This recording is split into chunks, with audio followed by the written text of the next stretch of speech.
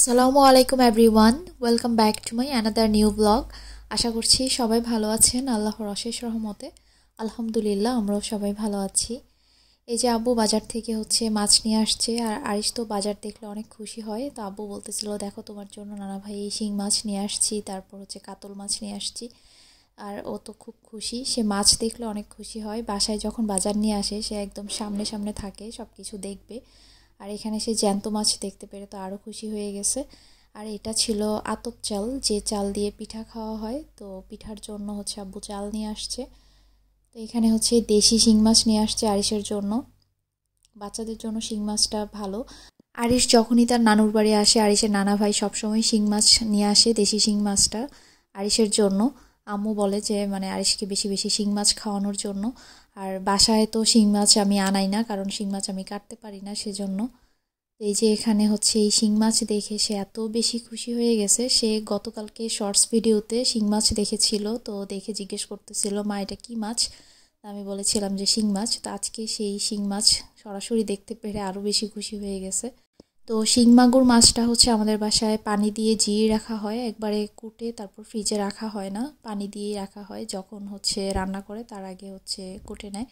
আর মাছগুলা দেশি ছিল। আমাদের বাসায় সব সময় দেশি মাছটাই খাওয়া হয়। আব্বু সব সময় দেশি মাছ কিনে, শিং মাগুর মাছ, কই মাছ বা যে কোনো বড় মাছ ছোট মাছ সব দেশি মাছ কিনে। আমি বাবার বাড়িতে আসলেই আমার দেশি মাছ খাওয়া হয়।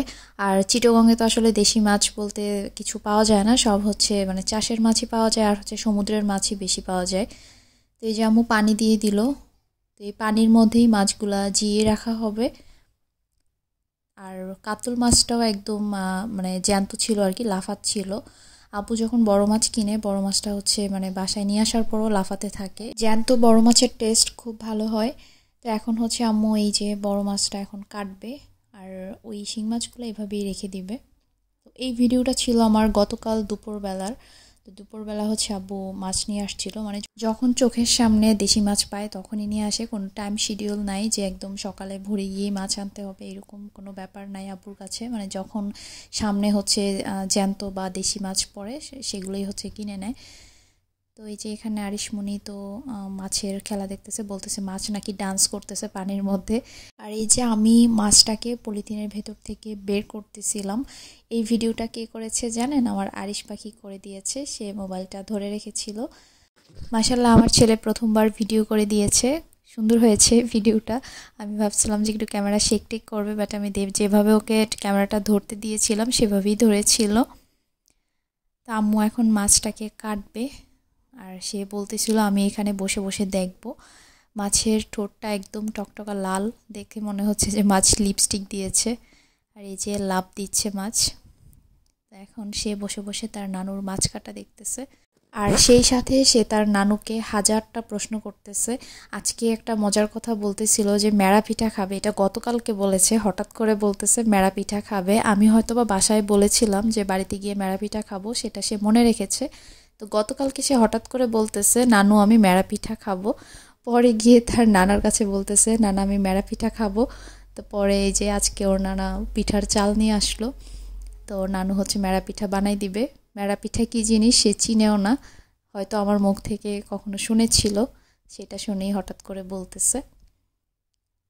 তো এখানে বসে বসে মাছ কাটা দেখতেছিল, আর নানুর সাথে সে কথা বলতেছিল। ওর কথা যখন কেউ মনোযোগ দিয়ে না শুনবে, সে বলবে যে দাঁড়াও দাঁড়াও আমার কথাটা আগে শুনো, এরকম করে হাত দিয়ে থামায় দেয়। তারপর সে বলে আগে ওর কথা শুনতে হবে, যত কাজ বা যত ইম্পর্টেন্ট কথাই থাকুক না কেন ওর কথা আগে শুনতে হবে। আমার আব্বু কখনোই মাছ কাটিয়ে নিয়ে আসে না, সব সময় বড় মাছ হোক ছোট মাছ হোক এভাবেই কিনে নিয়ে আসে। বলে যে কাটিয়ে নিয়ে আসলে তো আর বাসার মানুষজন মাছটাকে দেখলো না, জ্যান্ত তাজা মাছটা দেখতেও একটা সুন্দর, সেজন্য আব্বু মাছ কখনোই কাটাই নিয়ে আসে না। তা আমার আম্মু বাসায় নিয়ে আসার পর নিজের হাতে মাছ কাটে। মাছ কাটায় আম্মু মাশাআল্লাহ অনেক এক্সপার্ট, সেই হিসেবে আমরা তো মাছ কাটতেই পারি না। আমি তো পারিই না, আমার বোনরা তো আরও আগেই পারে না। তো এই যে এখানে আমিও দেখতেছিলাম যে কিভাবে কাটে, লেজ মাথা আলাদা করে তারপর পিসগুলা করতে হয়। জীবনে অনেকবারই মাছ কাটা দেখেছি, বাট কখনো যে সাহস করে বড় মাছ কাটবো সেটা করা হয় নাই। ছোট মাছ কাটতে পারি, বাসায় যখন ছোট মাছ নিয়ে আসে কাটতে পারি, কিন্তু বড় মাছটা আসলে কখনোই কেটে ট্রাই করা হয় নাই। হয়তো বা ট্রাই করলে পারতেও পারি, জানি না পারবো কি না, মনে হয় না পারবো, ভালোভাবে পারবো, বাঁকা চাকা হয়ে যাবে মাছের পিস। তো এই ভিডিওটা গতকালকের পর এরপর আর কোনো ভিডিও শুট করা হয় নাই, তারপর দিন থেকে আবারও ভিডিওটা শেয়ার করছি এখানে। সকালবেলা আরিশ ঘুম থেকে ওঠে, তারপর এদিকে আসছে। আর এই যে আমাদের ফ্লোরের অবস্থা দেখেছেন, এগুলো কিন্তু ময়লা না, মোজাইকটাই এরকম নষ্ট হয়ে গিয়েছে। কাটার পর ইনশাল্লাহ ঠিক হয়ে যাবে। একদম কালো কালো হয়ে গেছে। আর কিচেন আর এই কিচেনের পাশে যে বারান্দা, যেখানে আম্মু কাটাকাটি করে রুটি পরোটা বানায় বসে, এই জায়গাটা বেশি একটু এরকম কালো হয়ে গেছে, কারণ এখানে বেশি কাজ টাজ করা হয় তো এই জন্য। আর এই যে সকালবেলা আম্মু শিং মাছ কেটে নিয়েছে, আর সেই সাথে এখানে ট্যাংরা পুঁটি মাছ নামিয়ে নিয়েছে ফ্রিজ থেকে। আর এখানে উচ্ছে ভাজি করবে, উচ্ছে কেটে নিয়েছে। আর এখানে এই যে আতপ চালগুলা ভিজিয়ে ধুয়ে তারপর এভাবে রেখেছে পানি ঝরার জন্য, এগুলা দিয়ে চালের গুঁড়া করা হবে। এখানে 5 কেজি চাল ছিল, তো এগুলাকে আব্বু আজকে নিয়ে চালের গুঁড়া করায় নিয়ে আসবে। আর এখানে দেখলাম একটা কটবেল ফাটা অবস্থায়, তো আম্মু বললো এটা আজকে সকালে গাছের নিচে পেয়েছে, গাছ থেকে পড়েই ফেটে গেছে। আমাদের গাছে আসছে কটবেল, তবে এগুলা অনেক উপরে, তো মানে পাড়াটাও একটা মুশকিল, লুক পাওয়া যায় না পাড়ার জন্য। তো এইভাবে গাছ পাকা কটবেল গাছের নিচেই পড়ে থাকে। তো এটা গ্রানটা অনেক সুন্দর ছিল, গাছের কটবেলগুলো ভালো টেস্টি। তো আমি নাস্তা খাওয়ার পর কটবেলের ভর্তাটা বানাবো, বছরের প্রথম কটবেল খাবো আর কি। আর আম্মু যখন রুটি পরোটা বানায় আরিশের জন্য ছোট্ট একটা করে বানায়, এতে করে নাকি আম্মু বলে আরিশের খাওয়ার আগ্রহটা একটু বাড়বে। তো এই যে ছোট্ট একটা পরোটা আজকে বানিয়ে নিল, সাথে ছিল ডিম পোচ আর আলু ভাজি। এখন নাস্তা খেয়ে নেব, নাস্তা খেয়ে তারপর আমি কটবেলের ভর্তাটা বানাবো। কটবেলটা দেখেই খেতে মন চাচ্ছিল, তো এখন বসে গেলাম ভর্তা বানাতে। এই যে কটবেলের ভেতর থেকে কটবেলের শাঁসটা ছাড়িয়ে নিলাম, আর সেই সাথে নিয়েছি ধনেপাতা কুচি, কাঁচামরিচ কুচি, সরিষার তেল, আর লাগবে আমার লাল মরিচের গুঁড়া, লবণ আর চিনি। ভর্তায় অনেকেই চিনি পছন্দ করে না, যেমন আমার আব্বু ভর্তায় চিনি দিলে সে ভর্তা খায় না। ভর্তা চিনি ছাড়া আমি চিন্তাও করতে পারি না, আমি একদম চিনি দিয়ে মিষ্টি বানিয়ে তারপর ভর্তা খাই। তো এখানে বড় একটা কটবেলি ছিল, মাশাল্লাহ ভালো পরিমাণেই হয়েছে। প্রথমে চামচ দিয়ে কটবেলটা আমি ম্যাশ করে নিচ্ছি, তারপর এখানে টেস্ট অনুযায়ী লবণ দিয়ে দিলাম, তারপর দিয়ে দিব অনেকগুলা কাঁচামরিচ কুচি। আমি একটু ঝাল খেতে পছন্দ করি, এখানে লাল মরিচের গুঁড়োও দিয়ে দিলাম বেশ খানিকটা। তারপর অনেকগুলা কাঁচামরিচ কুচি দিব, বেশি করে ধনেপাতা কুচি, আর দিব বেশি করে সরিষার তেল। যখন আমরা ছোট ছিলাম আব্বুকে দেখতাম অনেকগুলা করে কটবেলের ভর্তা বানাতো, কিনে নিয়ে আসতো একদম পাকা কটবেল, তারপর নিজের হাতে ভর্তা বানাতো অনেক বেশি পরিমাণে সরিষার তেল দিয়ে, বেশি করে ধনেপাতা কাঁচামরিচ দিয়ে। কী যে মজা লাগতো সেই ভর্তাগুলো। কটবেলের অনেক স্ট্রং একটা স্মেল হয়, যেটা আসলে অনেক ভাল লাগে পাকা কটবেলের। আর এটা তো গাছ পাকা ছিল, আরও বেশি মজা ছিল। তো এখানে আমি সব কিছু দিয়ে দিয়েছি, অল্প একটু চিনি দিয়েছি প্রথমে, কারণ আমার কাছে চিনি ছাড়া মনে হয় যে ভর্তাটা টেস্টি হবে না। তো আমার ভাই বলতেছিল এটাতে চিনি মিক্স করছো, এটা কিন্তু আব্বু খাবে না। তো আমি বলতেছিলাম যে যতটুকু চিনি মিক্স করেছি এটা মিষ্টির জন্য না, এটা একটু বেশি টেস্ট হওয়ার জন্য, এটা আব্বু বুঝতেই পারবে না যে চিনি মিক্স করেছি অনেক। তো চিনি একটু মিক্স করার পর আব্বুর জন্য আলাদা করে রেখে তারপর বাকিটাতে আমি ইচ্ছা মতো চিনি দিয়েছি, তারপর আমরা খেয়েছি। এখন আসলাম একটু ছাদে, আরিশ আজকে প্রথমবার ছাদে আসলো এবার, এর আগে ওকে নিয়ে আসি নাই। তো একটু রোদ পোহাতে আসলাম, ওকে নিচে রেখে আসছি, সে বুঝে গেছে আমি কিভাবে মানে ছাদে যে চলে আসছি। তো পরে মইন আবার ওকে নিয়ে আসছে, তো এখন ওর সোয়েটারগুলো খুলে দিব। তো ভেতরে আমি 3টা পরায় রাখছি, কারণ একটু ভালোই ঠান্ডা পড়তেছে। তো রোদে আসলে এগুলা খুলে দিলে ভালো, না হলে ঘেমে যায়। ও ছাদে আসার পর আর নামতে চায় না, এটাই সমস্যা। মানে কিছুক্ষণ থাকার পর যখন আমরা নেমে যাই তখনই বলবে যে না না আমি যাব না। ছাদেই সে মানে থাকতে বেশি পছন্দ করে আর কি, একটু হাঁটাচলা ঘোরাঘুরি করতে পারে, দৌড়াদৌড়ি করতে পারে, ভাল লাগে ওর কাছে। তো এই তো এখন আম্মু আমি আর এসে একটু ছাদে সময় কাটাবো, রোদ পোহাবো, তারপর আম্মু রান্না বান্না করবে। আর এই যে সুপারি দেখে বলতেছিল এই জিনিসগুলা কি, আম্মুকে প্রশ্ন করতেছিল নানু এগুলা কি। আর এখানে আমার বড় জেঠি এই যে কাজ করতেছে, কাজের লোক রেখেছে, তো জেঠি সহ কাজ করতেছে। তো আমার আরিশমণি বলতেছিল বড় নানু তুমি এত কষ্ট করে কাজ করতেছো কেন, এই যে বালিশ, তারপর তোষক, কাঁথা, লেপ, কম্বল সব কিছু বের করে রোদে দিয়েছে। যেহেতু অনেক দিন বাড়িতে ছিল না, সব জিনিসগুলো যেটি বলতেছে যে নষ্ট হয়ে যাচ্ছে, তো বের করে হচ্ছে এগুলো একটু রোদ টোদ দিতেছে। আর ছোট ভাইয়াও আসবে ইটালি থেকে, ফ্যামিলি সহ ভাবিদেরকে নিয়ে, শুনলাম যেটি বলল। তো ঘরটোর সব কিছু গোছাচ্ছে, ঠিকঠাক করতেছে। তো এই তো এখানে আম্মু দাঁড়ায় দাঁড়ায় যেটির সাথে কথা বলতেছিল। আমরা এখন ছাদে একটু হাঁটাহাঁটি করব, তারপর নেমে যাব। একটা সময় আমাদের বাড়িটা অনেক ভরা বাড়ি ছিল, আর যখন আমার দাদা দাদু বেঁচে ছিলেন তখন তো মানে একদম বাড়ি পরিপূর্ণ ছিল মানুষে। আমার বাপ, চাচা, জ্যাঠা, জেঠি, কাকি, তারপর চাচাতো ভাই বোনরা, আমরা সবাই মানে বাড়িতে ছিল। তো সেই হিসেবে হচ্ছে বাড়ি একদম ভরা ছিল, ভাল লাগতো তখন।